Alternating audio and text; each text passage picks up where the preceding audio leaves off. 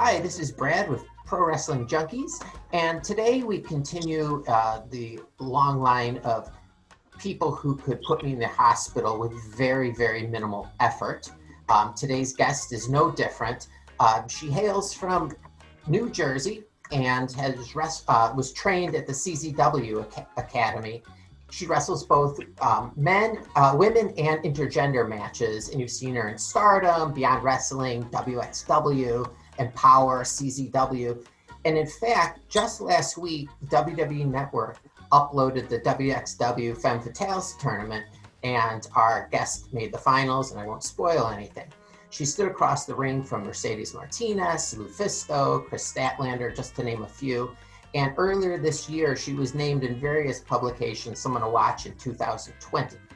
So without further ado, I give you legit Leyla Hirsch. Hey, Leyla. Oh, hello. You doing good today? Yes. All right, well, we won't keep you long. We're going to go back in time and then work our way to the present. All right, sounds good. So you were born in Russia? Yes, Moscow, Russia. Moscow, Russia. My wife is from Kiev. So, did you know any English when you came here? Nope. I had to learn. I actually had to take second grade twice. Okay. To learn English. Yeah. No, it was nerve-wracking. Did you ever come home crying? I don't want to go back. Yes, and so it's so funny because the first day that we actually had to go to school, my mom was like, all right, you guys have to go on the bus. And I didn't want to go at all. I was like, no, this is not for me. And then I don't, believe this, but she told me the first day at school when it ended, I came back home. I gave her a thumbs up saying, all right, it was good, Okay. But so, yeah. So the only, when I met my wife here, obviously, so it's 12 years ago, the only words that I know are chiripaha, sabaka, dom, and svinya, and cocktaila. Right, cocktaila, I know that. I don't know, it's bad because I lost my Russian. Yeah. I know a few words, and my geography is really bad. Okay. Where's she from? What? She's Ukraine. Ukraine. Okay, yeah. So the words I said were rabbit, dog, house, and how is cocktaila? How are you? Right, cocktaila. Okay. And then I'm sure she knows privet. Oh, she knows. I mean, her and my Privet, older son. Hello. Okay. Once I realized my oldest son could translate for me, I stopped any effort to learn anything beyond, dog or house, right? Okay. So you're here, you're coming up, and you started amateur wrestling in high school? Yeah, I started in 8th grade, and then I continued through all high school, all 4 years of school. And were there any other females on the team? So my first year, no. And in my second year, there was one, which I'm very glad that I had this girl because she kind of guided me through, so it was just the two of us in high school.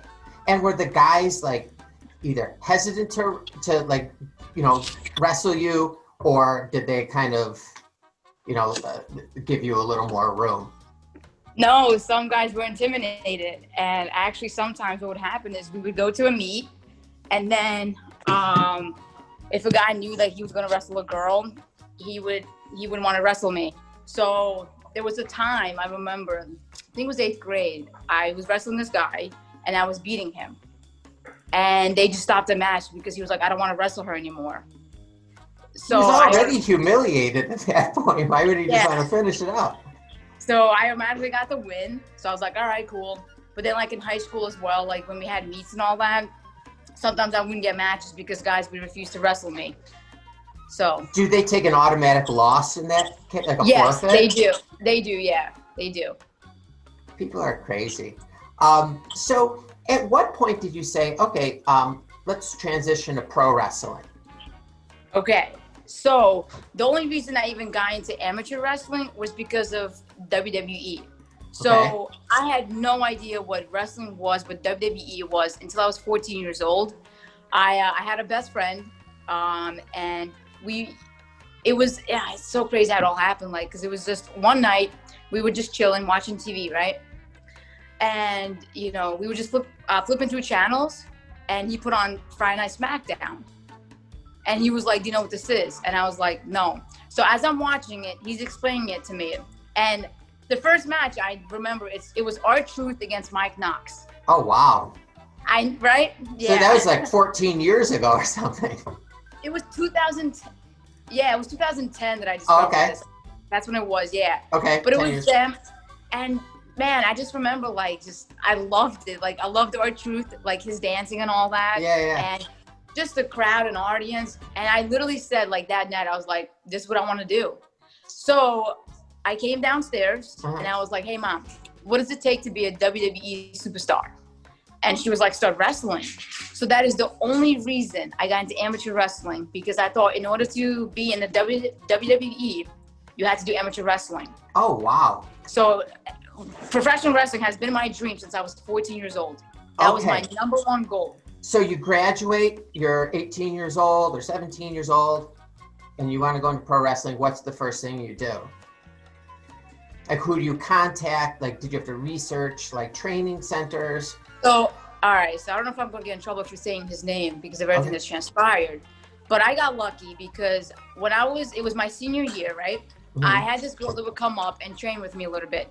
And one day we were just talking about our goals, our life goals. And I said to her, I want to be a professional wrestler. And she goes, oh, well, I know a guy. And I've had several of these conversations. So I'm like, all right, who's this guy? So she gave me his number, and the guy is David Starr. Oh, wow. Yeah. So she put me in contact with him. I messaged him, and like within 2 minutes, he replied to me. Oh, wow. So I was like, oh, okay, this is awesome.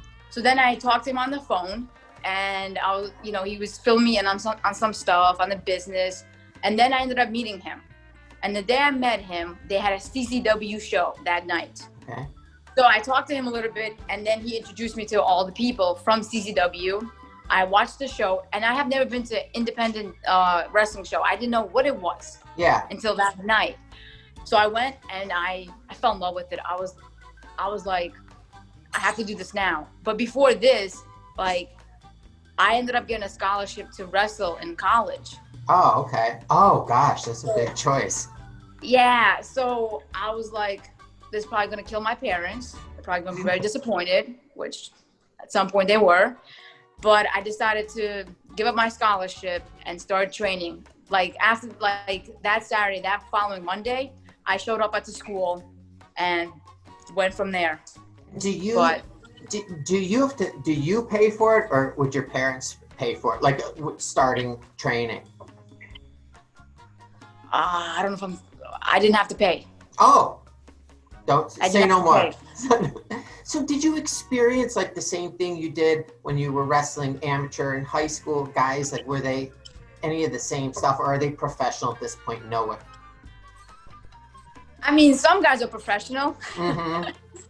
But I got lucky. I think my first year, I had a really great group of guys.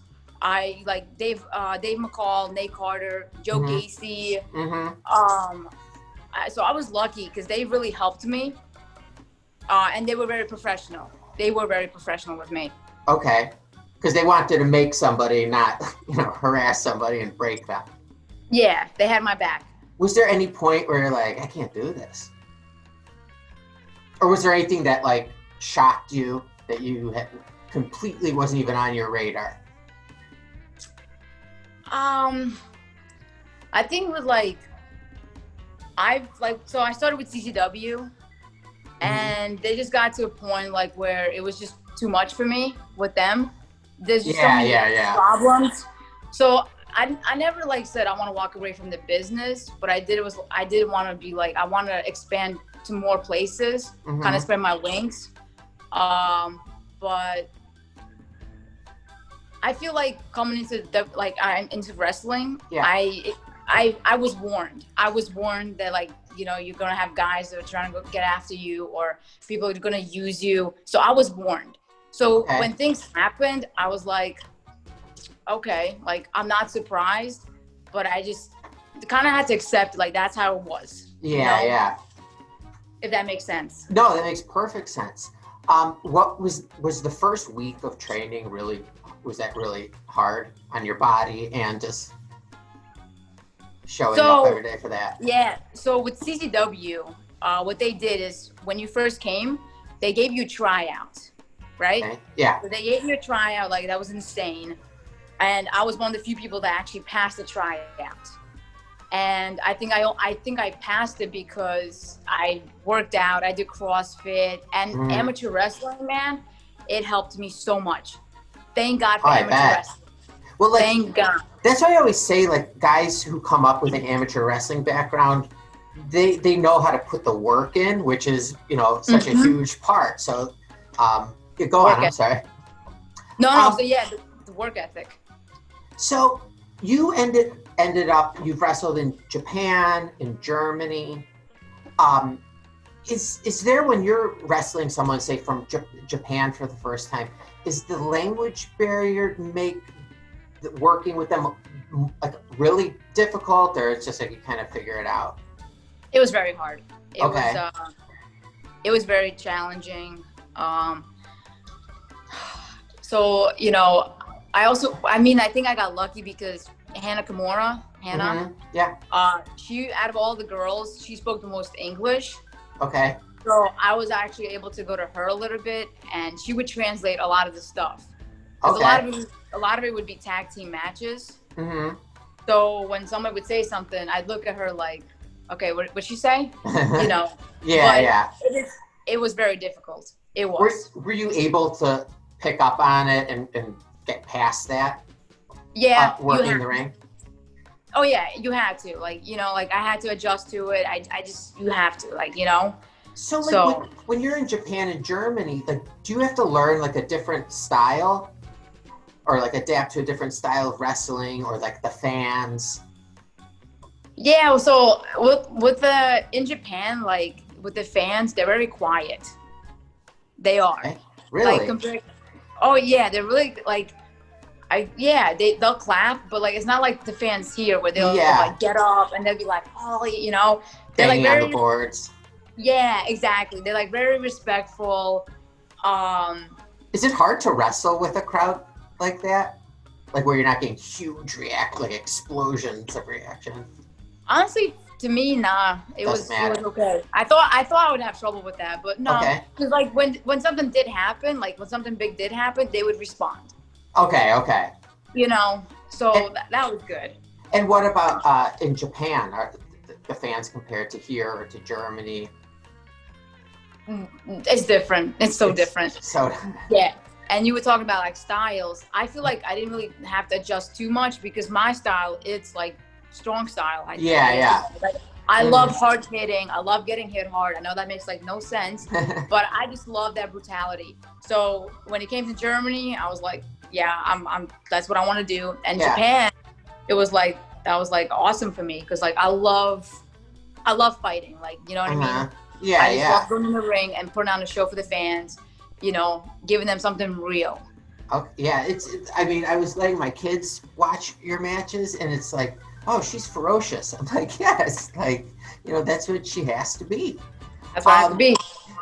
All right, I'm gonna wrap things up so I won't keep you any longer. Are you, what are your goals for this year?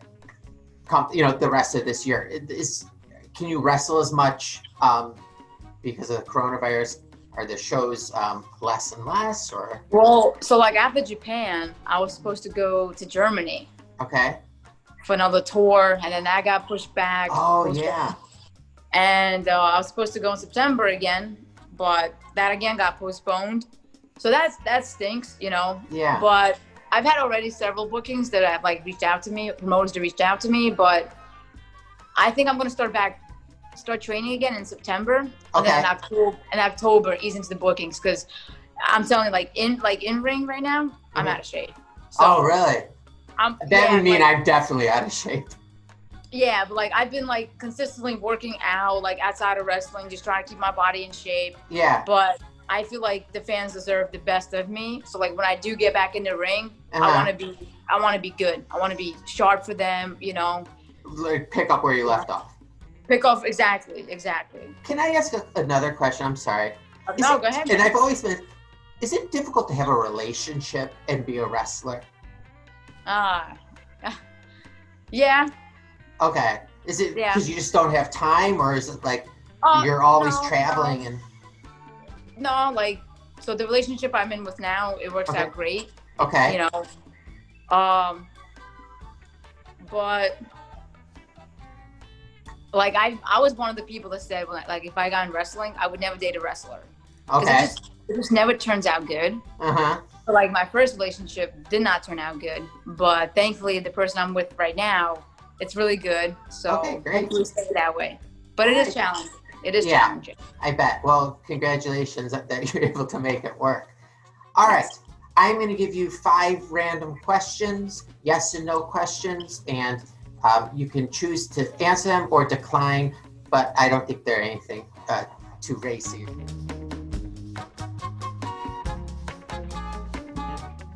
Okay. No, you're good. All right, first question. Would you date someone who's over 7 feet tall? No. No. Have you ever been bitten by a mosquito on the eye or eyelid? No. I have. It disfigured me. Do you believe in ghosts? I'm starting to. Okay. I'm starting to. Have you ever intentionally spit on someone? Like outside of wrestling or just? Yeah, outside of wrestling. No, I have not. Okay. And then the final question is, have you ever had a long one-way conversation with a pet?